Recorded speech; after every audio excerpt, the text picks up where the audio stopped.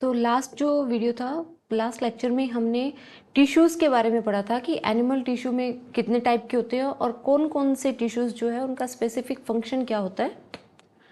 तो नेक्स्ट जो चैप्टर है उसमें हम नॉर्मली बायोडाइवर्सिटी के बारे में पढ़ेंगे। तो बायोडाइवर्सिटी एज इट इज़ तो कोई ज़्यादा टफ टॉपिक नहीं है, लेकिन दिक्कत क्या होती है उसमें कुछ ऐसे पॉइंटर्स हैं, मतलब वन लाइन क्वेश्चंस हैं जो क्या होते हैं आपको कंफ्यूज कर देते हैं कि आप कहाँ पे, मतलब कि अगर मान लो मैं यहाँ बता दूँ स्पीशीज डाइवर्सिटी, सबको पता है स्पीशीज डाइवर्सिटी का मतलब क्या होगा कि अलग अलग टाइप्स की जो स्पीशीज़ हैं उनको हम स्पीशीज डाइवर्सिटी बोल रहे हैं। लेकिन स्पीशीज डाइवर्सिटी के अंदर भी अलग अलग टाइप की जो है इसके फिर सब टाइप्स हो जाते हैं, तो वो हमें थोड़ा पता होना चाहिए। तो बायोडाइवर्सिटी में नॉर्मली इसी टाइप की टर्म्स होंगी जो आपको आएंगी।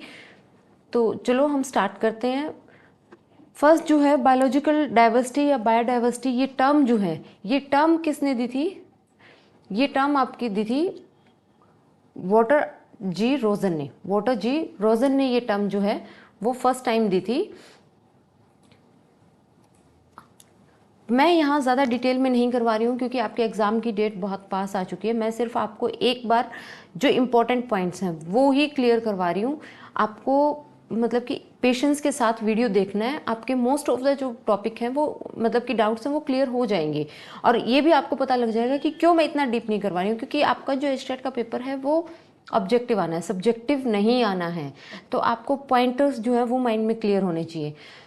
बायोलॉजिकल डाइवर्सिटी टर्म किसने दी थी? आपकी वॉल्टर जी रोजन ने।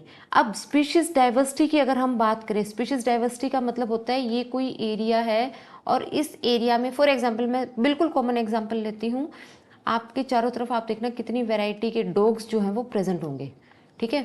तो ये क्या है? ये स्पीशीज डाइवर्सिटी है, मतलब कि अलग अलग टाइप, एक स्पीशीज की अलग अलग जो टाइप है वो आपको वहाँ देखने को मिल रहे हैं। फर्स्ट होता है पॉइंट डाइवर्सिटी। पॉइंट डाइवर्सिटी को माइक्रो डाइवर्सिटी भी बोलते हैं। माइक्रो डाइवर्सिटी या पॉइंट डाइवर्सिटी, इसका मतलब होता है डाइवर्सिटी एट माइक्रो हैबिटेट। बिल्कुल माइक्रो लेवल पे अगर कोई डाइवर्सिटी है that is known as point diversity. Next है अल्फा डाइवर्सिटी। अल्फा डाइवर्सिटी जो है ये जो डाइवर्सिटीज़ हैं ये अकॉर्डिंग टू एरियाज़ पे है। देखो पॉइंट डाइवर्सिटी है बहुत छोटे एरिया के लिए, अगर उससे ज़्यादा एरिया पे है तो that is known as alpha diversity. उससे भी ज़्यादा बड़े एरिया पे है तो उसको हम बोलते हैं गामा डाइवर्सिटी। अगर और भी ज़्यादा, मतलब कि ये मान लो कि किसी बहुत बड़े एरिया पे बहुत सारी स्पीशीज डाइवर्सिटी है then it is known as epsilon या रीजनल डाइवर्सिटी, ठीक है। तो on the basis of areas हमने डाइवर्सिटी को अलग अलग पॉइंट्स में डिवाइड किया है। फर्स्ट है आपका point diversity, diversity of micro habitat, बिल्कुल माइक्रो लेवल पे जो डाइवर्सिटी है उसको हम पॉइंट डाइवर्सिटी कहते हैं। Next is alpha diversity. Alpha diversity means local diversity, variety of organism, हमारे चारों तरफ कितनी वेराइटी हमें देखने को मिल रही है लोकली, ठीक है। गामा डाइवर्सिटी क्या है? गामा डाइवर्सिटी होती है diversity of larger unit such as island या लैंडस्केप। किसी आइलैंड पे या किसी लैंडस्केप पे, किसी लैंड एरिया पे कितनी अलग अलग टाइप की स्पीशीज हमें देखने को मिल रही है, तो वो है गामा। फिर है एप्सिलॉन डाइवर्सिटी, इसको हम रीजनल डाइवर्सिटी भी बोलते हैं, एप्सिलॉन को रीजनल डाइवर्सिटी भी बोलते हैं। ये जो गामा डाइवर्सिटी है, ऐसे एरियाज जहाँ पे गामा डाइवर्सिटी है वहाँ टोटल कितने जो आपके ग्रुप्स है वो इन्वॉल्व हैं, ठीक है।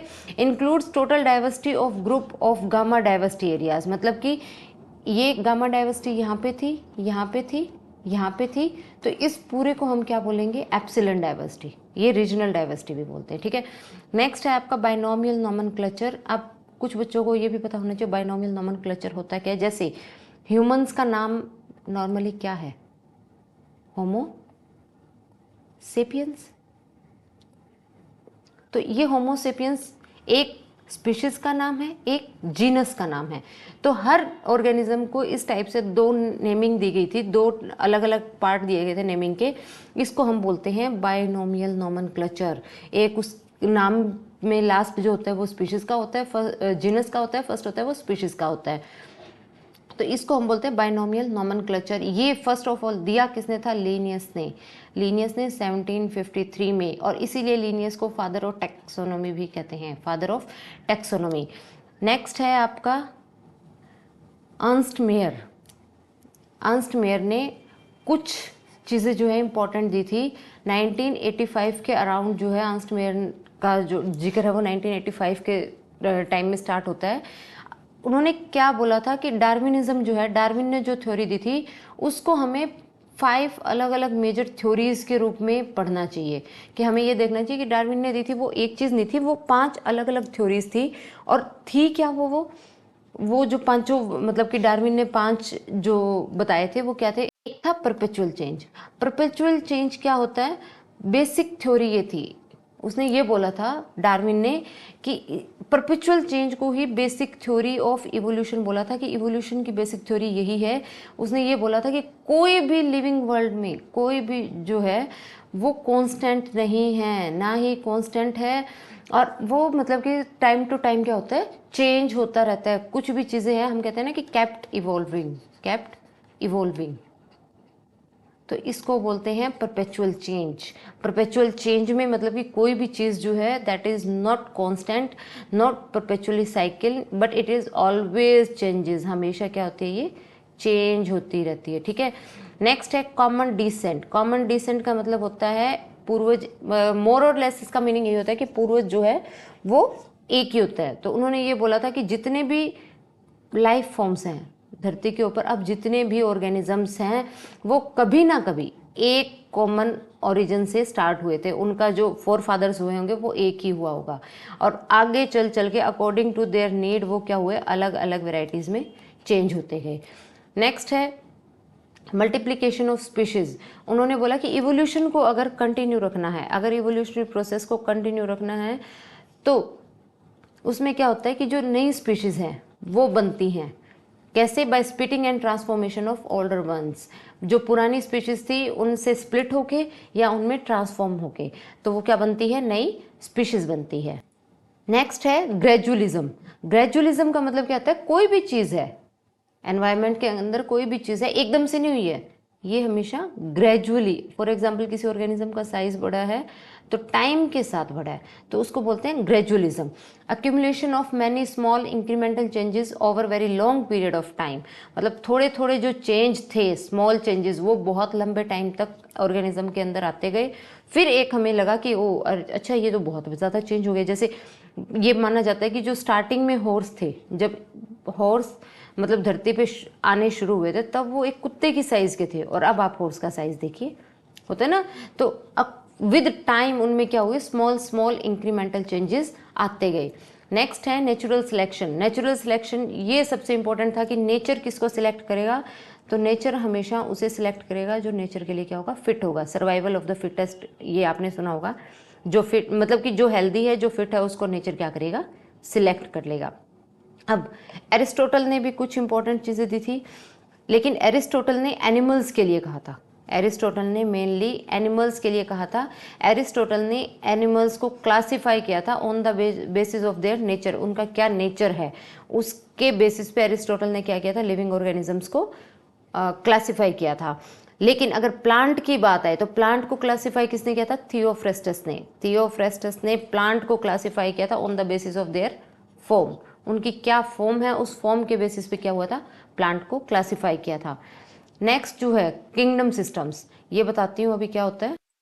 तो किंगडम सिस्टम में क्या था, क्योंकि जब अर्थ इवॉल्व हुई तो उसी के साथ ऑर्गेनिजम्स टाइम के साथ आते गए, लेकिन जब उन ऑर्गेनिज्म को स्टडी करना, तो जैसे हम घर में भी हर जो सामान है अकॉर्डिंग टू देयर नीड उनको हम अरेंज करते हैं ना, जैसे किचन का जो सामान है वो आपको किचन में मिलेगा, बाथरूम का सामान आपको बाथरूम में मिलेगा, सेम उसी तरीके से साइंटिस्ट ने क्या किया, ऑर्गेनिजम्स को क्लासिफाई किया। और सबसे पहले क्या आया था, 2 किंगडम क्लासिफिकेशन की। उन्होंने बोला कि 2 ही किंगडम है, उसमें हम क्या करेंगे, सारे लिविंग ऑर्गेनिजम्स को क्लासिफाई करेंगे। फर्स्ट इज एनिमल, जिसमें सारे एनिमल्स उन्होंने इन्वॉल्व कर लिए थे। सेकंड था प्लांटिकी, इसमें हम सबको क्या करेंगे, प्लांट्स को इन्वॉल्व कर लेंगे। फिर था 3 किंगडम क्लासिफिकेशन। 3 किंगडम, क्योंकि 2 किंगडम में क्या हुआ, उन्होंने बोला कि कई ऐसे जानवर भी तो हैं जो कि ना ही तो एनिमल में आते कंप्लीटली, ना ही प्लांट में आते। तो उन्होंने बोला कि फिर क्या करें, तो हैक्कल ने उस टाइम क्या कहा, हैक्कल ने 1866 में कि हम 3 किंगडम क्लासिफिकेशन को स्टडी करते हैं। एक में एनिमल रहेगा, एक में प्लांट रहेगा, एक में प्रोटिस्टा रहेगा। Animal, plant and protista. तो इस टाइप से ये क्या था, आपका 3 किंगडम क्लासिफिकेशन आया था। नेक्स्ट क्या था, 4 किंगडम क्लासिफिकेशन, जो कि मतलब आया ज़रूर था, इतना ज़्यादा स्टडी नहीं हुआ था। जो सबसे मेन था वो था 5 किंगडम क्लासिफिकेशन।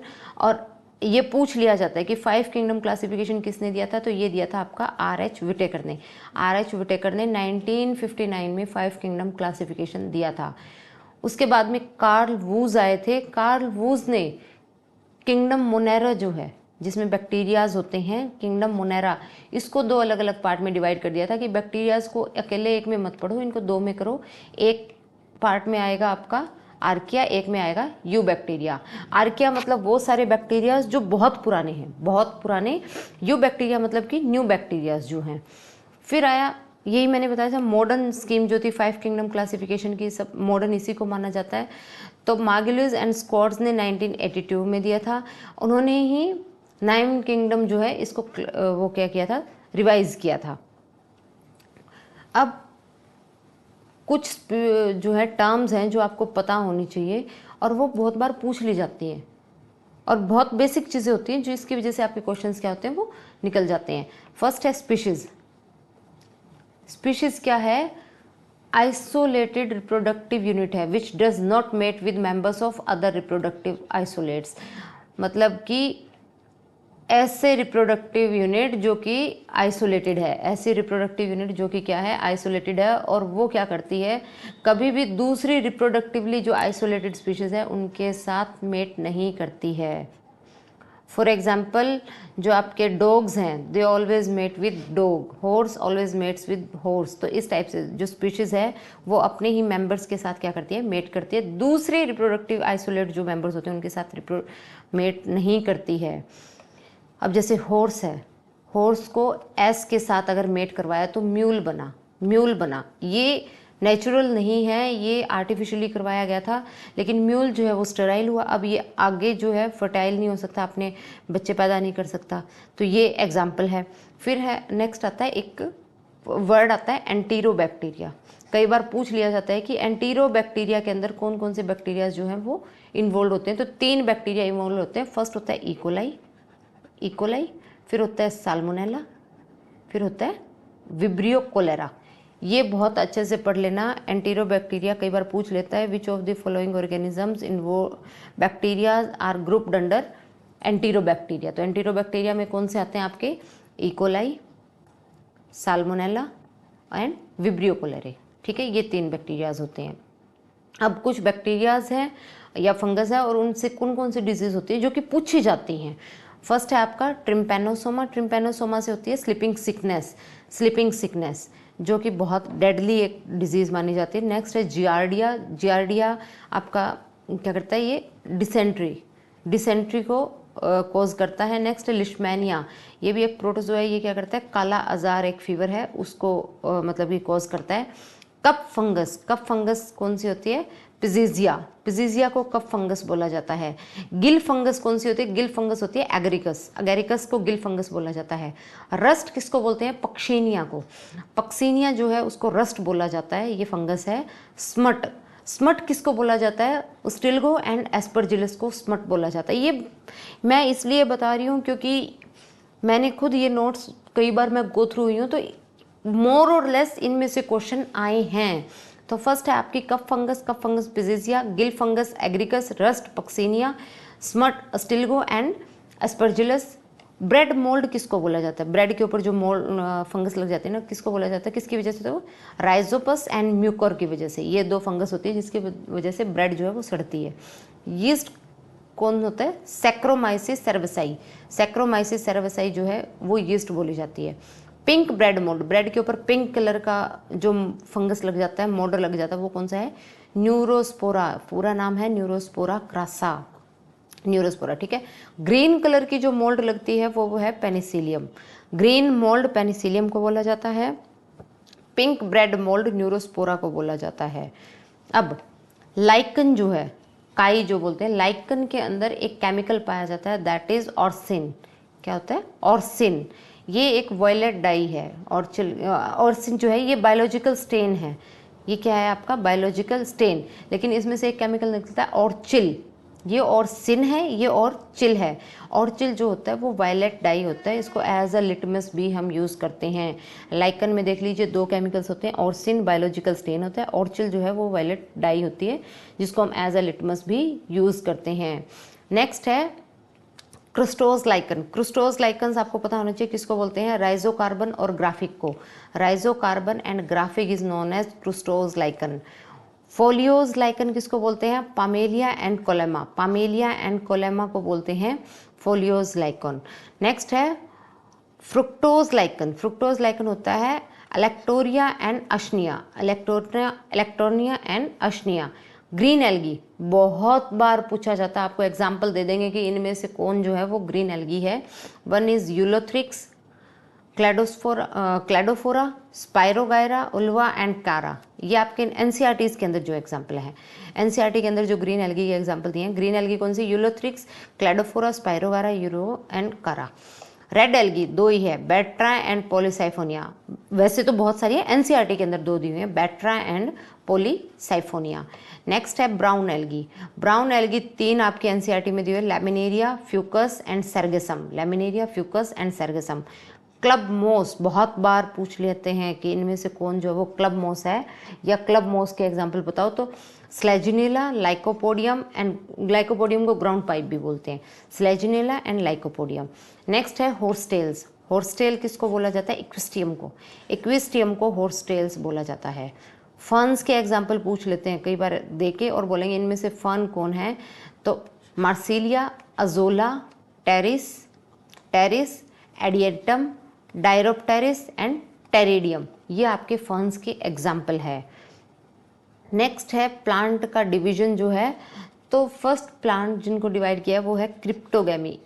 क्रिप्टोगैमी कौन से प्लांट होते हैं, ऐसे प्लांट जो सीडलेस होते हैं, ठीक है। और ये कौन से डिवीजन में आते हैं, थैलोफाइटा में। मैंने बताया था ना, वो प्लांट जो बॉडी, जिनकी जो बॉडी है लीफ, स्टेम और रूट में डिफ्रेंशिएट नहीं होती, उनको थैलोफाइटा बोलते हैं। जो थैले जैसे होते हैं उनको हम क्या बोलते हैं, थैलोफाइटा। जैसे कि आपकी लाइकन, एल्गी, ये क्या है, थैलोफाइट्स हैं। नेक्स्ट जो प्लांट होते हैं वो आते हैं फिनेरोगैमी। फिनेरोगैमी वो प्लांट होते हैं जो स्पर्मेटोफाइट इनमें प्रोड्यूस होता है, इनमें सीड भी बनता है। ये वो प्लांट है जिनमें सीड होता है। और ये फिनेरोगैमी जो है ओनली ऐसे प्लांट है जो कि वस्कुलर है। वस्कुलर यानी कि इनमें जाइलम एंड फ्लोएम पाया जाता है। क्या पाया जाता है, जाइलम एंड फ्लोएम इनमें देखने को मिलता है, ठीक है। अब स्पर्मेटोफाइट, फिनेरोगैम्स को स्पर्मेटोफाइट बोलते हैं, और इनको अलग अलग 2 पार्ट में डिवाइड किया गया है। First is gymnosperm, second is angiosperm. Gymnosperm मतलब ऐसे प्लांट जिनमें फ्लावर्स नहीं होते, नो फ्लावर्स, ठीक है। और एंजियोस्पर्म्स वो प्लांट जिनमें फ्लावरिंग होती है, इनको फ्लावरिंग प्लांट ही बोलते हैं, ठीक है। अब देखो जिम्नोस्पर्म को आगे 2 अलग अलग पार्ट में डिवाइड किया है। वन होते हैं Cycadales and Coniferales. Cycadales and conifer. Cycadales में आपका साइकस, कॉनिफेरेल्स में Pinus, Cedrus and Ginkgo. Ginkgo याद रखना है, ये कई बार एग्जाम में आया है, गिंको, ठीक है। तो कॉनिफेरेल्स में कौन सा होता है, पाइनस, सेड्रस एंड गिंको, ठीक है। नेक्स्ट प्लांट के अगर हम डिवीजन की बात करें, आई थिंक आज के लिए इतना सफिशिएंट होगा। ये प्लांट डिवीजन हम लास्ट कर रहे हैं आज। प्लांट्स ऐसे प्लांट्स जिनको हम डिफ्रेंशिएट नहीं कर पाते, do not have differentiated body, जिनकी प्लांट बॉडी हम डिफ्रेंशिएट नहीं कर पाते कि स्टेम कहाँ पे है, लीफ कहाँ पे है, रूट कहाँ पे है, ऐसे प्लांट को बोलते हैं थैलोफाइटा। क्या बोलते हैं, थैलोफाइटा। बताया था मैंने, एल्गी एंड फंगस। नेक्स्ट है ऐसे प्लांट्स जिनकी बॉडी को हम डिफ्रेंशिएट कर सकते हैं कि ये इसका रूट है, ये इसकी लीफ है, ये इसकी स्टेम है। तो ऐसे प्लांट फिर आगे देखें तो 2 अलग अलग टाइप के होते हैं। कुछ ऐसे होते हैं जिनके अंदर वस्कुलर सिस्टम नहीं होता है, वस्कुलर यानी जाइलम एंड फ्लोएम नहीं होता है, और वो कौन से होते हैं, वो होते हैं ब्रायोफाइट्स। ब्रायोफाइट्स होते हैं जिनको डिवीजन 2 बोला जाता है। थैलोफाइट्स को डिवीजन 1 बोला जाता है, ब्रायोफाइट्स को डिवीजन 2 बोला जाता है। जस्ट अ मिनट, ब्रायोफाइट्स को क्या बोला जाता है, डिवीजन 2। अब ब्रायोफाइट्स में यहाँ तक हो गया। तो देखिए आप, ऐसे प्लांट्स जो डिफ्रेंशिएट नहीं हो रहे हैं, थैलोफाइट्स डिवीजन 1 है। ऐसे प्लांट्स जो डिफ्रेंशिएट हो रहे हैं लेकिन उनमें क्या वस्कुलर सिस्टम नहीं है, वस्कुलर यानी कि जाइलम एंड फ्लोएम नहीं है, तो वो क्या होंगे, ब्रायोफाइट। इनको बोलते हैं डिवीजन 2। अब ऐसे प्लांट्स जिनके अंदर वस्कुलर सिस्टम है यानी जाइलम एंड फ्लोएम है, जैसे अपने नीम, बरगद, ये सब वस्कुलर प्लांट्स हैं, लेकिन इनमें दो अलग अलग टाइप के प्लांट होते हैं। कुछ ऐसे प्लांट्स जो कि सीड बनाते हैं, कुछ ऐसे प्लांट जो सीड नहीं बनाते हैं। तो सीड जो प्लांट नहीं बनाते हैं उनको बोलते हैं टेरिडोफाइट। क्या बोलते हैं उनको? टेरिडोफाइट। और ये डिवीज़न 3 में आता है। किस में आता है? डिवीज़न 3 में। और ऐसे प्लांट्स जो सीड बनाते हैं उनको बोलते हैं फेनेरोगेमी। क्या बोलते हैं? फेनेरोगेमी। और सीड बनाने वाले प्लांट को फिर फर्दर 2 पार्ट में डिवाइड किया। ऐसे सीड जो कि बाहर से कवर्ड नहीं होते, इनको बोलते हैं बियर नेक्ड सीड्स। जिनके बाहर से कोई कवरिंग नहीं होती, इनको बोलते हैं जिम्नोस्पर्म। Division 4 gymnosperm. और ऐसे सीड जो फ्रूट के अंदर की तरफ होते हैं इनको बोलते हैं एंजियोस्पर्म्स। क्या बोलते हैं इनको? एंजियोस्पर्म्स। ये डिवीज़न 5 होती है। अब नेक्स्ट अगर हम देखें तो एंजियोस्पर्म को भी 2 अलग अलग पार्ट में डिवाइड किया है। ऐसे एंजियोस्पर्म्स जिनमें 2 कोटिलिडोन्स होते हैं। 2 कोटिलिडोन्स मतलब कि जैसे आपने चना देखा है, चने को अगर हम तोड़ें तो चने से दाल बनती है ना। अगर उसको तोड़ें तो इस टाइप से वो 2 इक्वल पार्ट्स में डिवाइड होता है। लेकिन क्या आप गेहूं को डिवाइड कर सकते हो? गेहूं को नहीं कर सकते ना। चावल को नहीं कर सकते हो, आप बाजरे को नहीं कर सकते। तो चावल, गेहूं, बाजरा ये क्या होते हैं? ओनली 1 कोटिलिडोन्स। दालें जितनी भी हैं आपकी, लोबिया, राजमा, ये सब क्या होते हैं? 2 कोटिलिडोन्स। तो जिनके अंदर 2 कोटिलिडोन्स होते हैं इनको बोलते हैं डाइकोट। क्या बोलते हैं? डाइकोट, यानी 2 कोटिलिडोन। और जिनके अंदर सिंगल कोटिलिडोन होता है उनको बोलते हैं मोनोकोट। क्या होते हैं? मोनोकोट। सो आई थिंक आज के लिए इतना मोर देन सफिशिएंट है। आप इस वीडियो को 1-2 बार रिपीट पे देखिए, आपके सारे जो डिविजन्स हैं वो क्लियर हो जाएंगे माइंड में। ठीक है, नेक्स्ट जो होगा वो हम एनिमल्स के बारे में पढ़ेंगे। तो टिल देन अगर आपको वीडियो जो है वो हेल्पफुल लगा तो please subscribe my channel, share my video, like my video. और हाँ, कहीं अगर कुछ डाउट है तो आप कमेंट सेक्शन में जाके बता सकते हैं। In next video I will try to resolve your doubts. Thank you, have a nice day.